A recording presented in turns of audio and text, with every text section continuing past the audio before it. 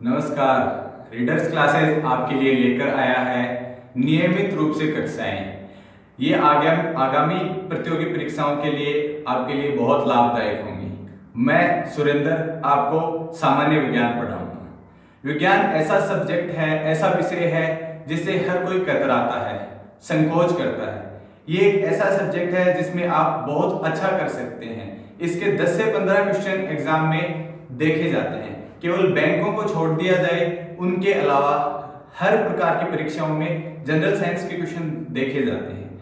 अगर आप इन क्वेश्चनों से पल्लू हटाएंगे, मुंह मोड़ेंगे, तो सफलता निश्चित ही आपसे दूर होती जाएगी। मेरा ऐसा मानना है कि साइंस जितनी आपको कठिन लगती है उतनी ही सरल है। तो हम इस प्लेटफॉर्म से, इस माध्यम से कोशिश करेंगे कि आपको थोड़े बहुत ऐसे टॉपिक्स बताए जाएं जो आपके लिए सरल हो सके और आगामी आने वाली परीक्षाओं में लाभदायक हो सके। साइंस का मतलब होता है किसी भी चीज के बारे में जानना, किसी भी अर्थ का समझना। साइंस शब्द की जो उत्पत्ति है वो साइंटिया शब्द से मानी जाती है। इसका शाब्दिक अर्थ है किसी भी चीज का जानना, अर्थ को समझना। साइंस की जरूरत इस वजह से पड़ी, जो छोटी छोटी घटनाएं थी, जो सामान्य घटनाएं हैं जिनकी आवश्यकता हर इंसान को होती है, उनके बारे में जानना और प्राप्त करना। आज जो हम पढ़ने वाले हैं वो छोटा सा टॉपिक है, संतुलित आहार एवं पोषण स्तर। हर एग्जाम में यहां से एक क्वेश्चन आपको अवश्य ही देखने को मिलता है। संतुलित आहार क्या होता है? संतुलित आहार होता है वह आहार जिसमें सभी प्रकार के पोषक तत्व मौजूद हों। मनुष्य के शरीर को बनने के लिए उसके संरचनात्मक घटक कौन कौन से हैं, उनमें किन किन उत्पादों की मात्रा उपलब्धता होनी चाहिए और कितनी मात्रा में होनी चाहिए, वो घटक संतुलित आहार कहलाते हैं। शरीर का निर्माण मुख्यतः 3 घटकों से मिलकर होता है।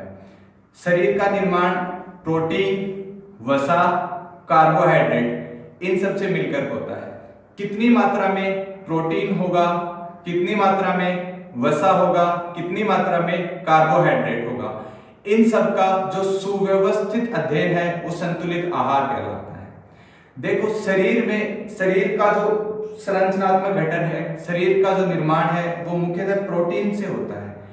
जो मुख्य अवयव है शरीर के निर्माण के लिए वो कार्बोहाइड्रेट, प्रोटीन और वसा होते हैं। इसमें जो कार्बोहाइड्रेट की मात्रा होती है वो ज्यादा होती है, लगभग 3/5 भाग अर्थात 60%। प्रोटीन की जो मात्रा होती है वो होती है 1/5 भाग अर्थात 20%। और वसा की जो मात्रा होती है वो भी होती है 1/5 भाग अर्थात 20%। ये तीनों मुख्य अवयव होते हैं शरीर के निर्माण के लिए। मुख्य अवयव के अलावा कुछ अल्प अवयव या सूक्ष्म अवयव भी होते हैं जिनकी आवश्यकता शरीर के निर्माण के लिए होती है, जैसे कि जल है, विटामिन है, उसके अलावा कुछ खनिज तत्व हैं, वो अल्प मात्रा में गिने जाते हैं। उनकी जो मात्रा होती है वो 3 से 5% होती है। शरीर का जो निर्माण है, हमारे शरीर जो हम भोजन लेते हैं, आहार लेते हैं, उनसे हमें प्रोटीन मिलता है और प्रोटीन से शरीर का निर्माण होता है। तो आज हम बेसिकली जो पढ़ेंगे वो प्रोटीन के बारे में पढ़ेंगे। प्रोटीन का निर्माण किससे होता है, प्रोटीन की कमी से होने वाले रोग कौन कौन से होते हैं, प्रोटीन के जब प्रोटीन का अपघटन होता है तो उससे कौन सी गैसेस निकलती हैं और कौन से पदार्थों में कौन कौन सा प्रोटीन पाया जाता है। जो मेन बेसिक जो घटक माना जाता है प्रोटीन का निर्माण का, वो एमिनो एसिड्स को माना जाता है। जैसे आप एग्जाम देने जाएंगे तो आपसे पूछा जाएगा कि प्रोटीन का निर्माण होता है। प्रोटीन का निर्माण मुख्यतः एमिनो एसिड से होता है। एमिनो एसिड का आपको फॉर्मूला कभी कोई नहीं पूछेगा एग्जाम में, सिर्फ इतना पूछा जाएगा कि प्रोटीन का निर्माण होता है। तो प्रोटीन का निर्माण अमीनो अम्लों से होता है, अमीनो अम्लों से। ये अमीनो अम्लों का जो बहुलकीकरण है, इनका जो बहुलक हो जाए, बहुलकीकरण के बाद प्राप्त जो पदार्थ होता है वो प्रोटीन कहलाता है। वैसे बेसिकली किसी भी एग्जाम में आज तक ना कभी पूछा गया है, ना भविष्य में पूछा जाएगा।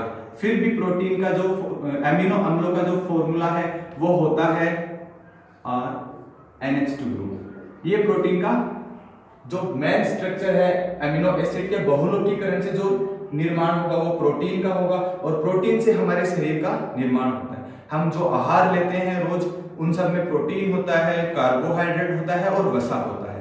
तो जो मूलभूत इकाई है, जो संरचनात्मक घटक है शरीर का, वो प्रोटीन है, और प्रोटीन का निर्माण अमीनो अम्लों से होता है। प्रोटीन, अब अमीनो अम्ल कितने प्रकार के होते हैं, कौन कौन से अमीनो अम्ल हमारे शरीर में पाए जाते हैं, और इनके मुख्य घटक क्या क्या हैं, इनके सोर्सेस क्या क्या हैं, वो पढ़ेंगे। संख्या में अमीनो अम्ल 20 प्रकार के होते हैं। कुल 20 प्रकार के अमीनो अम्ल हमारे शरीर में पाए जाते हैं। उनमें कुछ अमीनो अम्ल ऐसे होते हैं जो जिनका निर्माण हमारे शरीर में संश्लेषण द्वारा होता है। शरीर में पाए जाने वाले सूक्ष्म जीव उन्हें संश्लेषित करते हैं। उन्हें तो अनावश्यक अमीनो अम्ल बोला जाता है, क्योंकि उनका निर्माण हमारे शरीर में हो जाता है स्वतः ही। और वे अमीनो अम्ल जिनका निर्माण हमारे शरीर में स्वतः ही नहीं होता, जिन्हें हमें आहार में बाहर से लेना होता है, वह अमीनो अम्ल अनावश्यक अमीनो अम्ल कहलाते हैं। अनावश्यक अमीनो अम्ल संख्या में 10 होते हैं, आवश्यक अमीनो अम्ल संख्या में 10 होते हैं। आज तक एग्जाम में कभी भी अमीनो अम्ल के एग्जाम्पल नहीं पूछे गए हैं। बेसिकली जो एग्जाम्पल पूछे गए हैं अमीनो अम्लों में वो पूछे गए हैं केवल 2। 20 प्रकार के अमीनो अम्ल होते हैं। जो आवश्यक अमीनो अम्ल हैं उनके 2 एग्जाम्पल आज तक आपसे एग्जाम में पूछे गए कि निम्न में से आवश्यक अमीनो अम्ल है, तो इनका आप नाम ध्यान रखेंगे। एक तो अमीनो अम्ल है मीथियोनिन।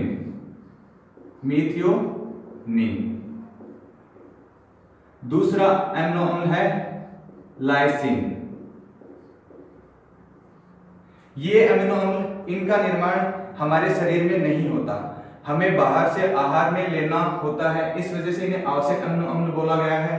और इनके जो मुख्य अम्ल है, इनके जो मुख्य प्रकार हैं वो मीथियोनिन है, लाइसिन है, और भी हैं 8 प्रकार के अलग, वो पूछे नहीं जाते, इस वजह से आज तक पूछा नहीं गया, इस वजह से इतने आवश्यक नहीं है।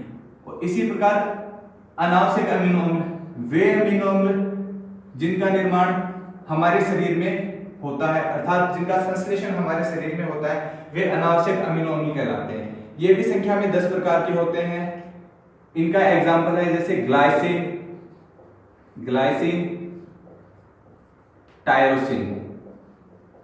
टायरोसिन। आपसे एग्जाम में ऐसे पूछा जाएगा निम्न में से भिन्न है। मीथियोनिन का एग्जाम्पल दे देंगे, ग्लाइसिन का दे देंगे, टायरोसिन का दे देंगे, मायोसिन का दे देंगे। तो इस प्रकार मीथियोनिन इस एग्जाम्पल है किस चीज का, आवश्यक अमीनो अम्ल का। आपसे एग्जाम्पल में पूछा जाएगा कि निम्न में से आवश्यक अमीनो अम्ल है, लाइसिन दे देंगे, हिस्टिडीन दे देंगे, ग्लाइसिन दे देंगे, टायरोसिन दे देंगे। लाइसिन एग्जाम्पल है आवश्यक अमीनो एसिड्स का। इनका जो निर्माण है हमारे शरीर में, जो भी हम वसा लेते हैं, कार्बोहाइड्रेट लेते हैं, इन सब से मिलकर होता है। जैसे स्टार्च, हम जो भोजन ग्रहण करते हैं ग्लाइकोजन, जो स्टार्च के रूप में जो भोजन लेते हैं, उनसे जो अमीनो एसिड्स का निर्माण होता है। अब जो मुख्य रूप से इनके 20 प्रकार होते हैं। पूछे गए आज तक सबसे ज्यादा पूछे गए क्वेश्चंस हैं कि निम्न में से अर्धआवश्यक अमीनो एसिड हैं, निम्न में से गंधक युक्त अमीनो एसिड हैं, उन्हें ज्यादा पूछा जाता है। वे अमीनो एसिड जिनका संश्लेषण हमारे शरीर में आधा हो जाता है तथा आधा हमें बाहर से आहार के रूप में लेना होता है, वे अर्धआवश्यक अमीनो अम्ल कहलाते हैं। उनका जो एग्जाम्पल है वो है मीथियोनिन, अर्धआवश्यक अमीनो अम्ल।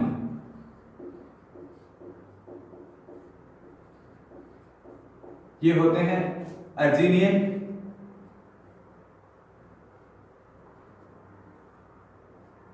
और हिस्टिडीन।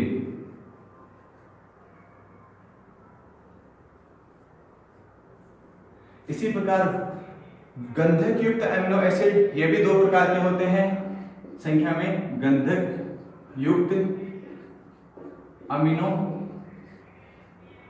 अम्ल ये होते हैं मीथियोनिन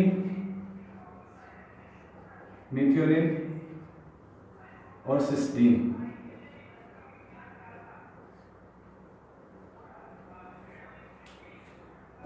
कुल प्रकार, जैसा कि अभी हमने देखा कि हमारे शरीर का निर्माण प्रोटीन से मिलकर बना है। हमारा शरीर के संरचनात्मक घटक प्रोटीन होते हैं और प्रोटीन का निर्माण होता है एमिनो एसिड से। संख्या में कुल 20 एमिनो एसिड होते हैं। उनमें से हमने देखा कुछ आवश्यक अमीनो अम्ल हैं, कुछ अर्धावश्यक अमीनो अम्ल हैं। अब हम देखेंगे जो आहार हम लेते हैं उनमें वे आहार जो अपने आप में पूर्ण होते हैं, अर्थात जिनमें सभी प्रकार के अमीनो अम्ल पाए जाते हैं, वे कहलाते हैं पूर्ण आहार। पूर्ण आहार में सभी प्रकार के अमीनो एसिड पाए जाते हैं और इसके एग्जाम्पल होते हैं पूर्ण आहार।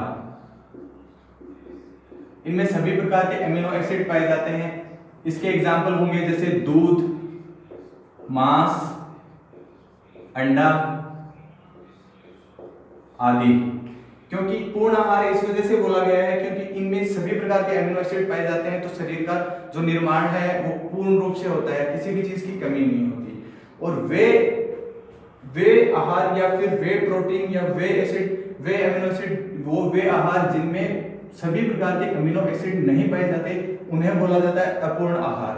अपूर्ण आहार होते हैं जिनमें सभी प्रकार के अमीनो एसिड नहीं पाए जाते, अर्थात अपूर्ण आहार जिनमें सभी प्रकार के अमीनो एसिड नहीं पाए जाते, जैसे दाल, जैसे होता है चावल, जैसे पालक प्रोटीन,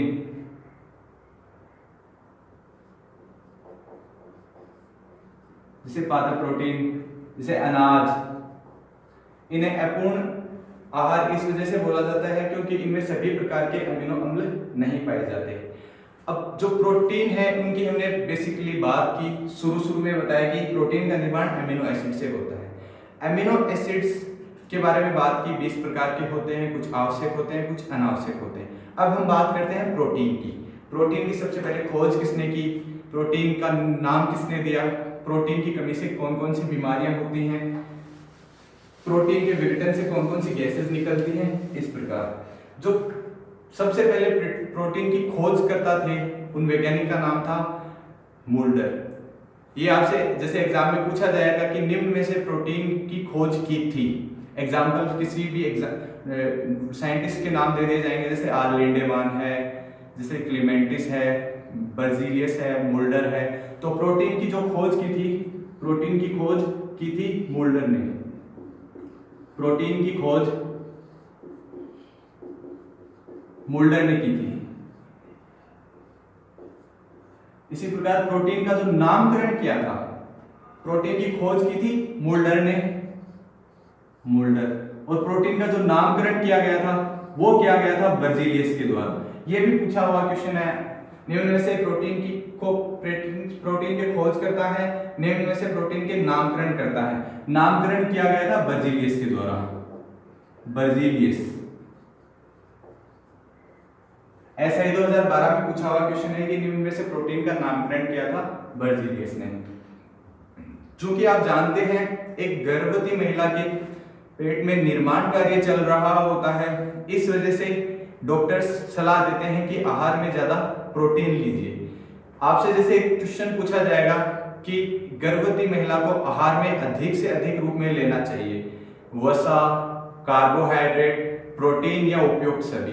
तो मुख्यतः शारीरिक निर्माण के लिए आवश्यक जो घटक है वो प्रोटीन है। तो जैसे कि जो भी गर्भवती महिला होगी उन्हें आहार में अधिक से अधिक प्रोटीन लेना चाहिए। इसी प्रकार जो पहलवानी करते हैं, जिन्हें सुडौल शरीर की, तंदुरुस्त चुस्त शरीर की आवश्यकता होती है, उन्हें भी आहार में अधिक से अधिक प्रोटीन लेने की सलाह दी जाती है।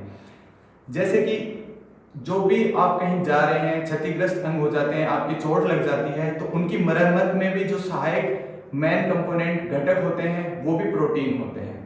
प्रोटीन की कमी से जो मुख्य रोग होते हैं, आहार में अगर पूरा प्रोटीन नहीं मिल पा रहा है, मुख्य रोग होते हैं वो 2 प्रकार के रोग होते हैं। एक होता है मेरास्मस, एक होता है क्वाशियोकोर। आरएस मेंस में पूछा हुआ क्वेश्चन है what is पैम, protein energy mall nutrition. इसके बारे में लिखना था 20 शब्दों में कि पैम क्या है। पैम है कि जो आहार में पर्याप्त मात्रा में प्रोटीन नहीं मिल पाने पर जो कुपोषित शरीर होता है या उससे होने वाली बीमारियां हैं वो पैम के रूप में जानी जाती है। मुख्यतः दो बीमारियां प्रोटीन की कमी से होती हैं। एक होता है मिरासमस, कमी से रोग, कमी से रोग। प्रोटीन की कमी से दो रोग होते हैं, एक होता है मिरासमस, मिरासमस, दूसरा होता है क्वाशियोरकोर, क्वाशियोरकोर। मिरासमस रोग वो रोग जब किसी भी गरीब परिवार के बच्चे में, आपने कभी देखा होगा एक ऐसा बच्चा जिसका पेट लटका हुआ है, पसलियां दिखाई दे रही हैं, जिन्हें आहार में पूर्ण रूप से कैलोरी नहीं मिल पाती है, उनमें होने वाली जो बीमारी होती है वो मिरासमस बीमारी कहलाती है।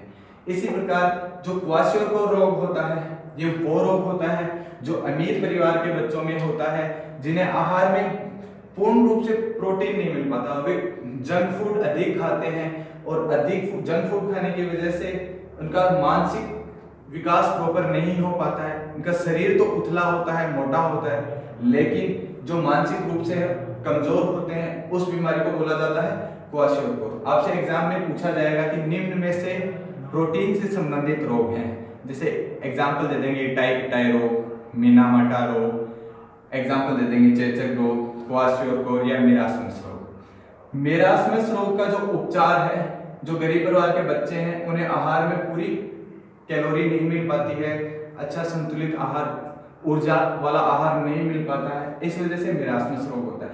मिरासमस रोग का जो उपचार है, आहार में अगर कैलोरी अधिक दे दी जाए तो इस रोग का उपचार संभव है। इसी प्रकार क्वाशियोर रोग, इस रोग में क्या, अगर अपन अधिक मात्रा में प्रोटीन युक्त भोजन करवाएंगे तो इस रोग का उपचार संभव है। अब विभिन्न प्रकार के पदार्थों में जो हमें प्रोटीन पाए जाते हैं, प्रोटीन युक्त पदार्थ होते हैं, हम उनके नाम लिखेंगे। जैसे कि आपने नाम सुना होगा लैक्ट। लैक्ट को सभी को पता है, सब जानते हैं। आप जानते हैं कि लैक्ट दूध का वैज्ञानिक नाम है। विश्व स्तर पर लैक्ट दूध को लैक्ट के रूप में जाना जाता है। तो दूध में जो मुख्यतः पाया जाने वाला प्रोटीन है, दूध में जो प्रोटीन पाया जाता है वो एक तो कैसीन प्रोटीन पाया जाता है, कैसीन प्रोटीन। कैसीन प्रोटीन, दूसरा होता है लैक्ट एल्बुमिन, लैक्ट एल्बुमिन और लैक्ट ग्लोबुमिन। इसी प्रकार रक्त में और अंडे में, रक्त में और अंडे में पाए जाने वाले प्रमुख प्रोटीन का नाम है, देखो एल्बुमिन पाया जाता है दूध में, इसके आगे लैक्ट लगा, लैक्ट दूध का साइंटिफिक नेम है, इस वजह से ये हो जाएगा दूध में पाया जाने वाला प्रोटीन। जबकि अंडे और रक्त में पाया जाने वाला प्रोटीन होगा केवल एल्बुमिन और ग्लोबुमिन। इसी प्रकार आपने देखा होगा चावल में पाए जाने वाले प्रमुख प्रोटीन का नाम है ओराइजिन। वैसे चावल का साइंटिफिक नाम है ओराइजा सटाइवा।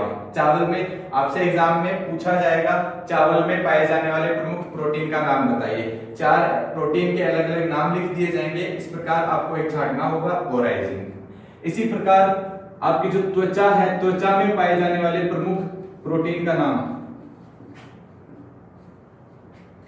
एक तो होता है इलास्टिक प्रोटीन, एक होता है कोलेजन प्रोटीन। कोलेजन प्रोटीन वह प्रोटीन होता है जो मनुष्य के शरीर में सबसे अधिक मात्रा में पाया जाता है। आपसे एग्जाम में पूछा जाएगा कि मनुष्य के शरीर में पाए जाने वाले सर्वाधिक प्रोटीन का नाम है कोलेजन। ऐसे ही आपसे पूछा जाएगा जैसे बाल, खुर, सींग तथा नाखून, इन चारों में सम्मिलित रूप से पाए जाने वाले प्रोटीन का नाम है केराटिन।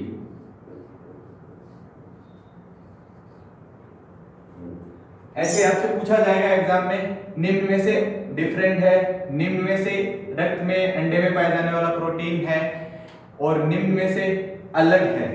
ये थी आज की प्रोटीन पर चर्चा। अगली क्लास में हम कार्बोहाइड्रेट और वसा पर चर्चा करेंगे। धन्यवाद।